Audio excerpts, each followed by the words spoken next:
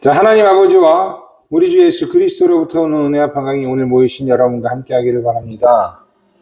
오늘은 성삼위일체 주일입니다. 일반적으로 교회는 예수님의 그 생애와 구속 사역, 그러니까 구원 사역을 중심으로 주일 예배를 구성하고 드립니다. 그래서 우리가 어떤 절기들을 지켜요? 대림절, 성탄절, 주연절, 사순절, 부활절, 성령 강림절과 같이 예수님과 관련된 절기를 중심으로 이게 주일 예배가 구성이 됩니다. 이것은요, 교회의 전통으로 과거 기독교가 로마의 국교가 되면서부터 만들어져 온 거예요. 그리고 중세 시대에 이르러서는 예수님의 생애와 구원 사역을 중심으로 한 주일뿐만 아니라 여러 평일의 축일들이 만들어졌습니다. 그 중에 대표적인 게 뭐가 있을까요? 대표적인 평일의 축일, 제의 수요일, 성주간 축일, 성고난주간이죠. 성인들의 축일, 우리는 잘 지키지 않지만 우리 교회력엔 다 써 있습니다. 그리고 오늘 우리가 지키는 성삼위일체 주일이에요. 이 모든 것은요, 교회가 중심이었던 서방 국가와 그리고 기독교가 영향을 크게 주었던 일부 아프리카 국가들에 의해서 생긴 것이었습니다. 그리고 이를 통해 교회력, 그러니까 교회 달력이 생기게 되었고, 그 국가에 속한 국민들은 자연스럽게 그냥 일반 사회에서 쓰는 달력이 아닌 교회력을 중심으로 살게 되었습니다. 그런데 16세기 종교개혁이 일어난 뒤에 이 교회력에 많은 변화가 생기기 시작했어요. 많은 영향이 이 교회력을 변하게 만들었습니다. 그러니까 성공회와 우리 루터교회와 같이 그 예배의 전통을 계승한 교회는 성경 기록과 관련 없는 축일을 제외하고 교회력의 대부분을 받아들였어요. 하지만 그 영국의 청교도나 제세례파나 스코틀랜드의 개혁파, 장로교회 같은 교회들은 교회력을 없앴습니다. 그리고 그들 중 일부는 신앙의 자유를 찾아서 유럽에서 미국으로 또 넘어갔고, 미국에 넘어간 그들은 자신들의 환경과 맞추어 새로운 교회력을 만들었습니다. 그 중에 대표적인 게 뭐가 있을까요? 추수감사절, 어버이주일, 어린이주일 같은 거예요. 그런 여러 축일들이 생겨났습니다. 재미있는 것은 우리나라 기독교에 큰 영향을 끼친 선교사들이 대부분 이런 환경에서 온 미국 선교사라는 겁니다. 그래서 우리나라의 개신교에서는 우리 루터교회를 제외하고 교회력을 지키는 교회를 찾아보기가 힘든 것이에요. 하지만 시간이 흘렀고 우리나라에서도 신학이 발달했습니다. 그리고 우리나라 신학자들이 여러 나라에서 유학을 하고 돌아왔고, 일반 목회자들도 유학을 하고 돌아온 목회자가 많아지자 이 교회력에 대해서 알게 되었어요. 그리고 몇몇 교단들은 교회력을 함께 정하고 따르기로 하였습니다. 장로교 통합 측을 중심으로 감리교회 그리고 일부 기독교 장로교회들이 이 교회력을 따르고 있어요. 그리고 아이러니하게도 이 전통을 지켰던, 그 전통적으로 교회력을 지켰던 교회 안으로도 미국 환경에 맞춰진 절기가 들어왔습니다. 그래서 우리 루터교회에서도 추수감사절, 어버이주일, 어린이주일을 지키는 교회가 많아졌어요. 그러니까 교회력이 막 뒤섞이게 된 거예요. 참 재밌는 현상입니다. 좀 말이 길어졌죠? 성삼위일체 주일을 설명하고자 했는데 교회력 설명이 되었습니다. 여하튼 성삼위일체 주일은 예수님의 생애와 구원 사역의 중심이 맞춰져 있는 일반적인 축일은 아니에요. 그럼에도 불구하고 우리가 이 축일을 지키는 이유는 성삼위일체를 통해 예수님의 구원 사역이 하나님의 뜻이라는 것, 이것을 분명히 알 수 있게 되기 때문이에요. 그리고 성령님이 오순절에 강림하심으로 삼위일체 하나님이 우리 성도들을 이끌고 계신다는 것이 분명해졌기 때문입니다. 우리 사람들을 위해 성부 하나님은 성자 예수님을 이 땅에 보내셨습니다. 그리고 부활하시고 하늘에 오르신 예수님은 성령님을 이 땅에 보내셨어요. 그러니까 이 보내셨다라는 게 누가 위에 있고 누가 밑에 있다, 누가 누구에게 명령하고 누가 명령을 듣는다라는 말은 아니에요. 하나님이 1등, 예수님이 2등, 성령님이 3등이라는 그런 말이 아니에요. 오늘의 복음서 54절의 말씀처럼 이 땅에 보내심을 받은 예수님 안에는 하나님의 영광이 있었습니다. 그리고 성령님 안에도 예수님의 영광이 있습니다.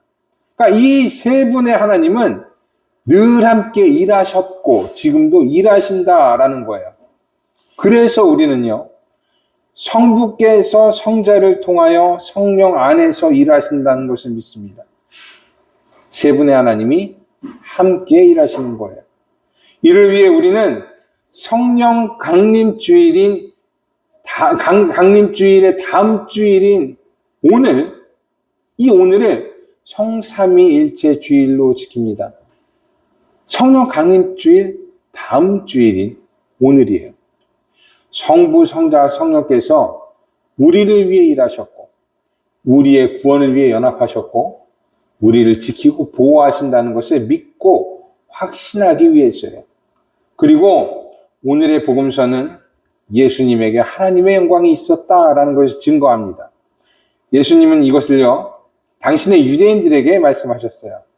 자신이 하나님에게서 왔고 하나님이 자신과 항상 함께 계신다라고 말씀하십니다. 하지만 유대인들이 어떻게 했어요? 이를 거부했어요. 예수님이 거짓말한다. 예수님의 거짓말쟁이라고 생각했어요. 오늘의 복음서 48절에 있는 말씀입니다. 유대인들이 대답하여 이르되 우리가 너를 사마리아 사람이라 또는 귀신이 들렸다 하는 말이 옳지 아니하냐라고 이렇게 얘기해요. 유대인들은요, 예수님을 향해서 야, 사마리아 사람이다. 귀신 들리지 않았냐라고 조롱합니다. 이 말은 예수 당신이 사마리아 사람들처럼 또 귀신 들린 사람들처럼 거짓을 말하고 있다는 거예요.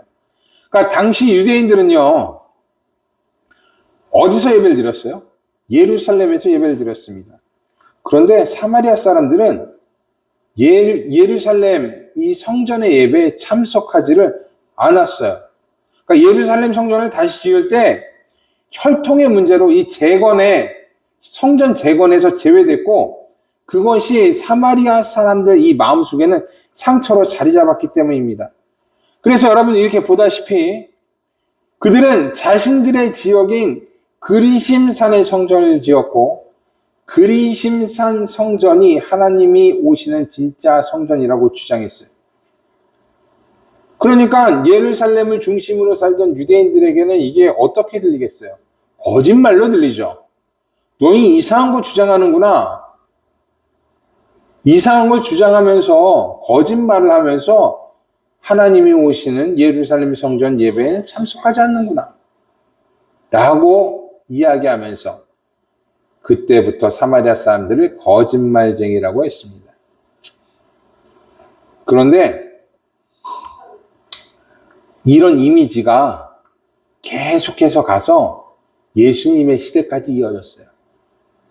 예수님 시대에서도 사마리아 사람, 그러면 거짓말 많이 하는 사람으로 통용되었습니다.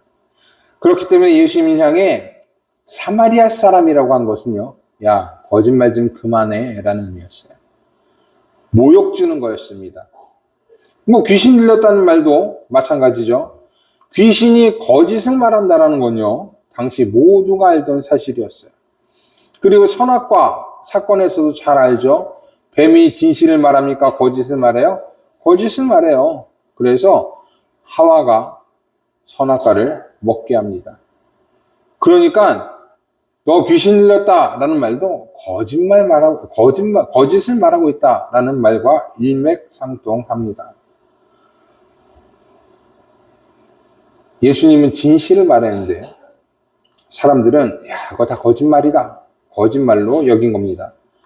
그러나 예수께서는요, 이런 조롱 가운데서도 그냥 물러서지 않으셨습니다. 다시 한번 자신이 귀신이 들린 것이 아님을, 자신의 영광을 구하기 위해 거짓을 말한 것이 아님을 말씀하십니다. 그리고 자신의 말을 지킨다면 영원히 죽지 아니할 것이다 라고 말씀하십니다.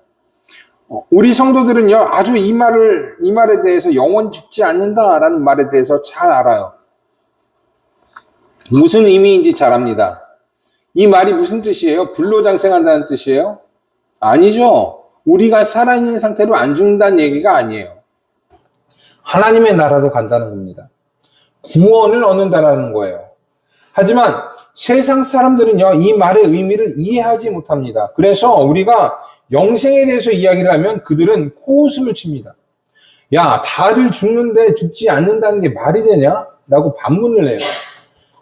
세상의 관점에서는요, 이성적인 관점에서, 합리적인 관점에서는 그들의 말이 옳습니다.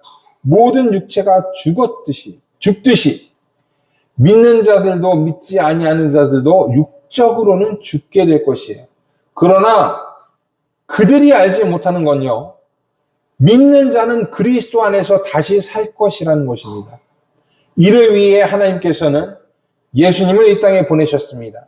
그리고 예수님을 영광스럽게 하셔서 예수님의 말씀이 자신의 뜻이라는 것을 나타내셨습니다. 하지만 여전히 세상에 속한 사람들은요, 이를 받아들이지 않습니다. 우리가 이것을 계속해서 전해도, 영생에 대해서 전해도, 구원에 대해서 전해도 이게 말이 안 된다고 생각해요. 교회가 이렇게 많은데, 수많은 사람들이 예수를 따르는데, 목숨을 건 사람도 참 많은데, 세상 사람들은 이 모든 이야기를 나와는 상관없는 이야기, 합리적이지 않은 이야기라고 생각합니다. 그래서 연약한 사람들이 예수 믿는 거야 라고 이야기해요. 유대인들도 똑같았습니다. 유대인들이 예수님이 뭔가 다르다는 걸 못 느꼈을까요? 하나님의 영광이 예수 안에 있다는 걸 전혀 못 느꼈을까?